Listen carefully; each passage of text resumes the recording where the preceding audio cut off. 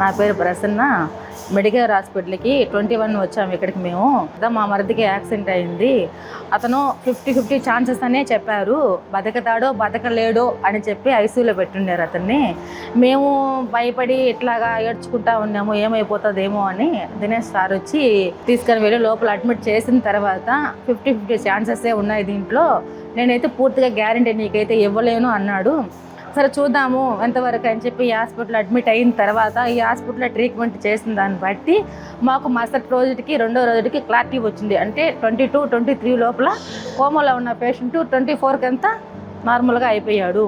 కానీ ఇక్కడ మటుకు మెడికల్లో మటుకు మెడిసిన్ బాగానే ఇస్తున్నారు. వచ్చిన పేషెంట్లను కూడా బాగా రిసీవ్ చేసుకుంటున్నారు. బట్ ట్రీట్మెంట్ కూడా సూపర్గా ఉంది.